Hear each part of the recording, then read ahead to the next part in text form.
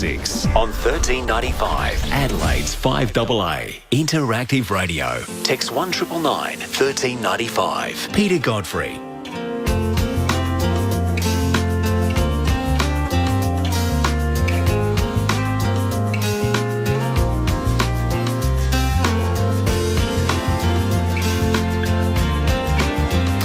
Time is 17 minutes past 5 now, Thursday morning getting underway.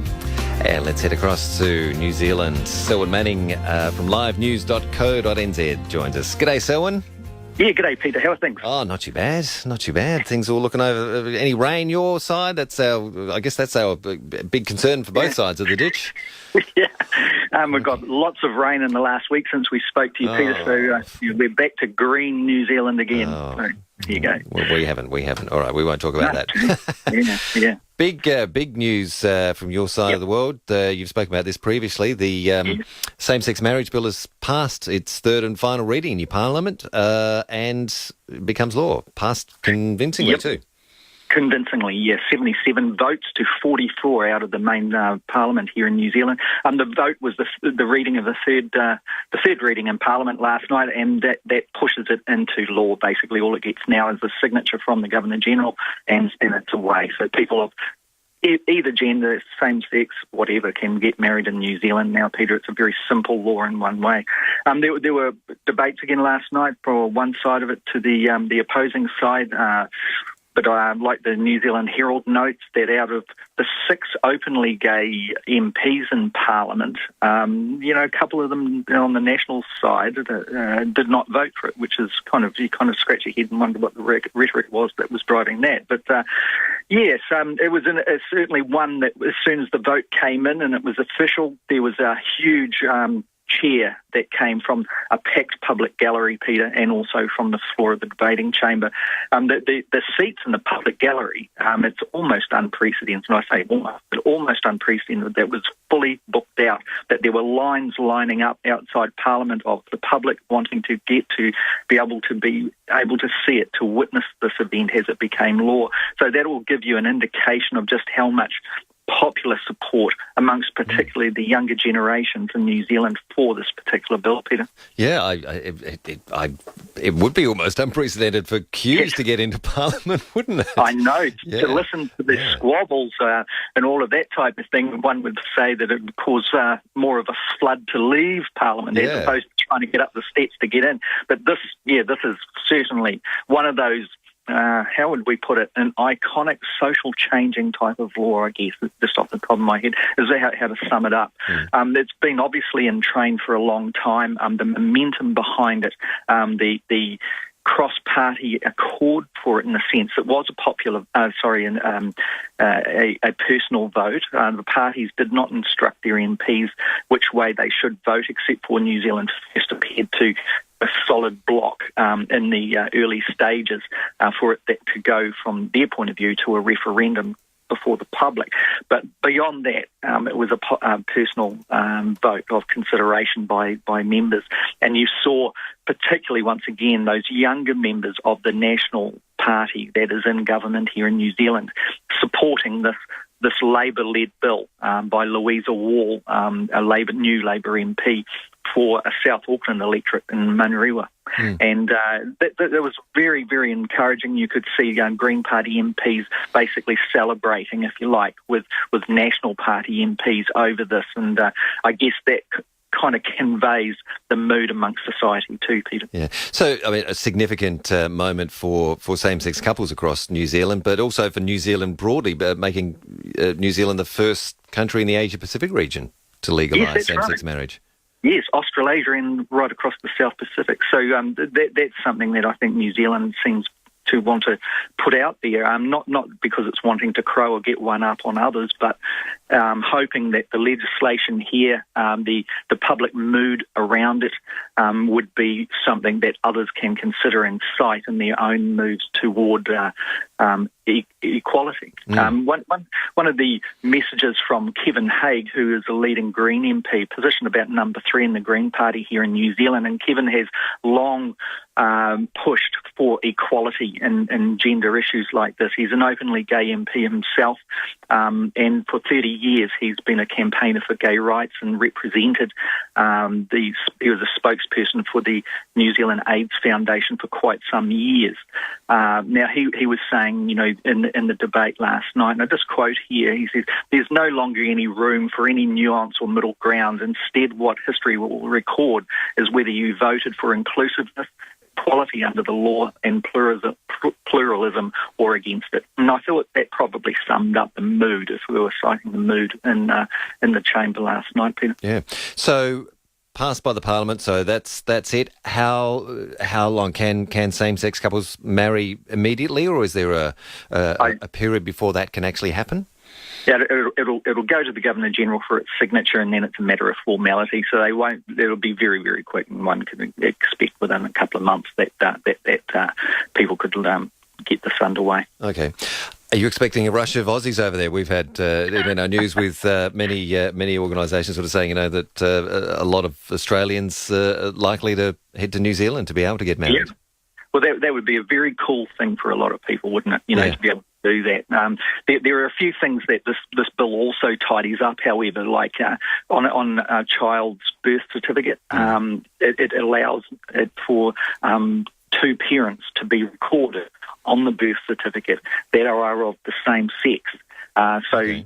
Obviously if a married single-sex couple back to Australia, they still have those barriers that are there in that respect, but it certainly takes this a long way. So, people will be able to come here and get married, but there's still a big job for them if they were seeking total equality back in their home country. Okay. One of the things I've just been told, just to clarify, that it's expected that the law will become into effect from mid-August, Peter. So from mid-August, people will be able to... Mid-August, okay. So, that's the expectation. It's going to be a big wedding month, no doubt, in New Zealand come August, I'm sure. Big celebrations around, and I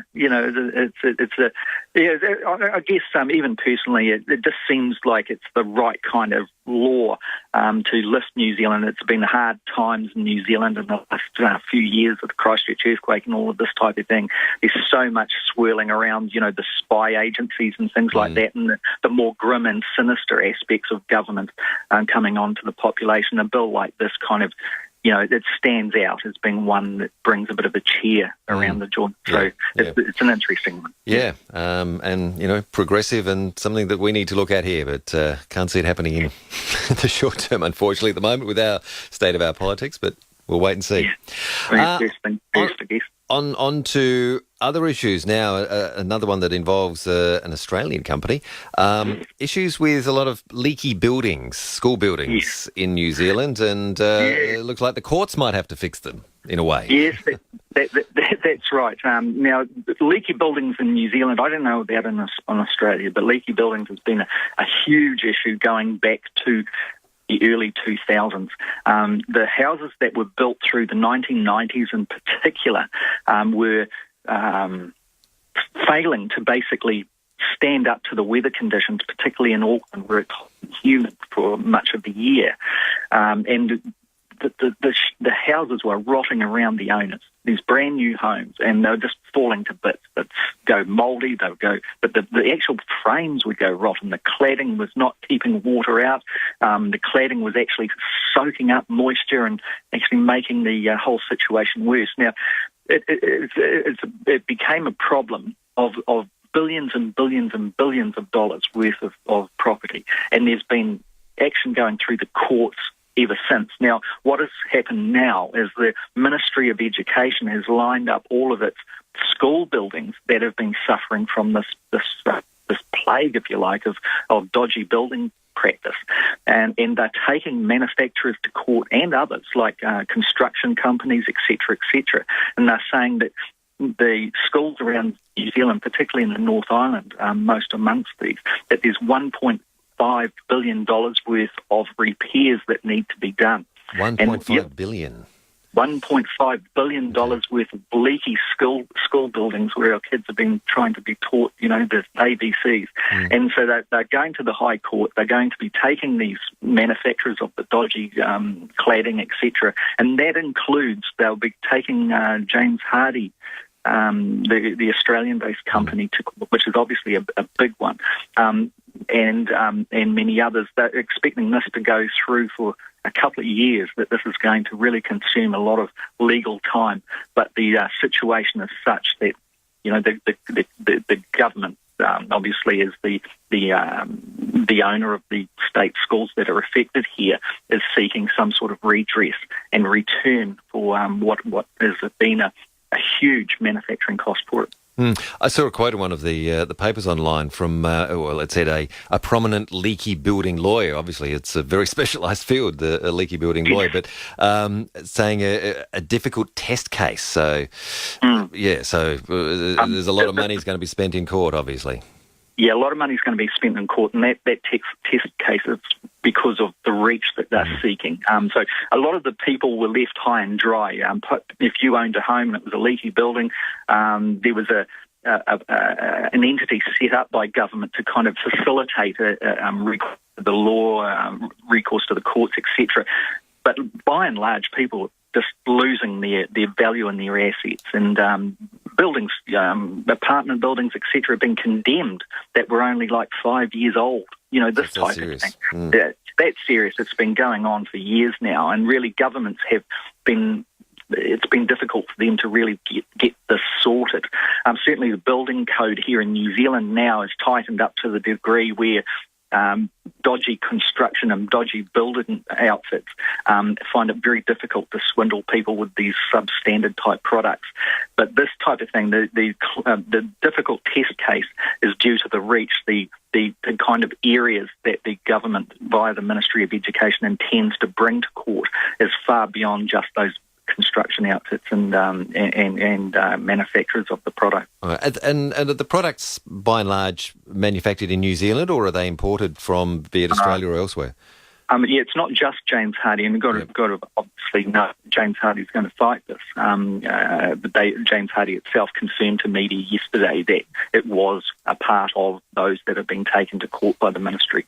No, that's both, Peter. Product that was manufactured overseas and here in New Zealand under those product names, with the whole area and where it's going.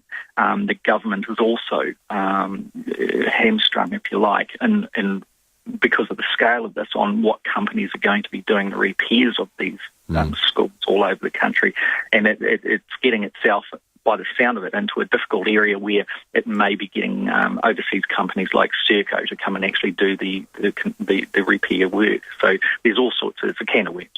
Indeed, a very big can of worms by the sound of it. All right, Selwyn, many thanks for updating us on those two stories, and there's more on your website, livenews.co.nz, and we'll catch you again next week. Okay, Peter. Thanks, Selwyn. Bye-bye. Selwyn Manning in New Zealand with a couple of big stories there coming from that part of the world. After the news, love to chat to you. Any comments? 8223 0000. Top deals and top service on your new Honda. Top of Glen Osmond Road, Nordic Honda. 5:30 on 5AA, partly cloudy today with a top of 23. I'm Ann Stone with Adelaide's comprehensive news. The FBI remains on the hunt for a suspect in the Boston Marathon bombings as authorities deny reports an arrest has already been made. From the US, here's Richard Arnold. Federal agents reportedly have identified a terror suspect who initially was said by several US media outlets to have been arrested, but police say